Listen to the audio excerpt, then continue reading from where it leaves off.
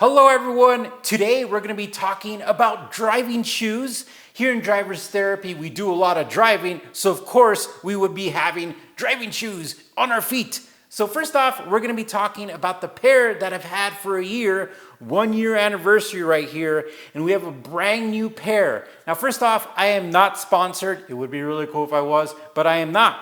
Now, this company is an OG company. They've been making driving shoes for a long time. They are called, and I hope I get this right, Piloti? I think I did. And this specific shoe is the Piloti Icona, which is like iconic, but Icona, I don't know. Anyways, I'm gonna tell you about these shoes. I'm gonna tell you how they felt and if they're good for driving. And then I'm gonna tell you the pros and cons and show you like a new pair and show you how an old pair looks and go from there. So first off, you need a shoehorn whenever you're dealing with this particular shoe.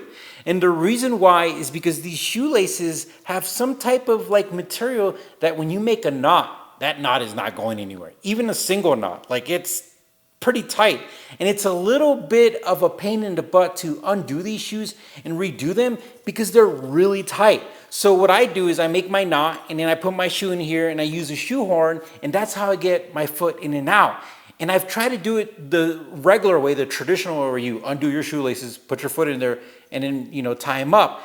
But it's not that easy with this shoe. Now, as far as driving goes, these are amazing. And why? Because look at that. There's almost no like cushioning. That means you shouldn't go run a marathon in these, or you shouldn't walk like 20 or 30 miles on these. These are driving shoes, and I could tell you I love them because when I am pressing on the pedal, you feel the pedal. It feels amazing. Or when you're using the clutch, it's like a great connection. This is a good driving shoe. Now, there is some perforation like for ventilation, and it's not very effective. So I'll wear these shoes, and these are the shoes that I wear every day pretty much.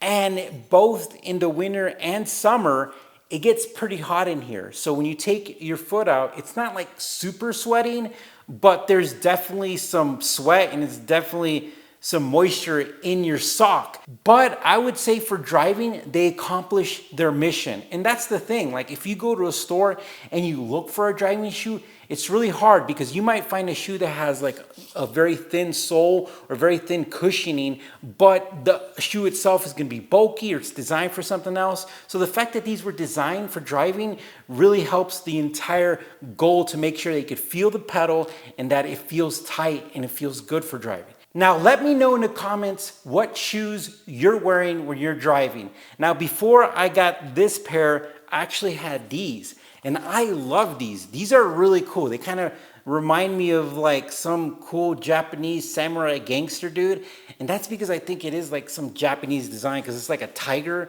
I hope I'm getting this right. I hope I'm not getting the culture incorrectly here. But these were super cool because they're like literally have no sole, in my opinion, or no cushioning, and they were excellent driving shoes, but you really can't find these anymore, and I think they were cheaper than these. But at the end of the day, the reason why I ordered another set of these is because they're black. I kind of think they go with everything because I wear these with everything that I wear, and these, they're a little funky as far as the color. They do go with certain stuff, but black is always good. Now, these are Asics, which a lot of people don't know, and they're not like specifically driving shoes like these are, but a lot of people have used these for driving. So again, let me know what you're using in the comments.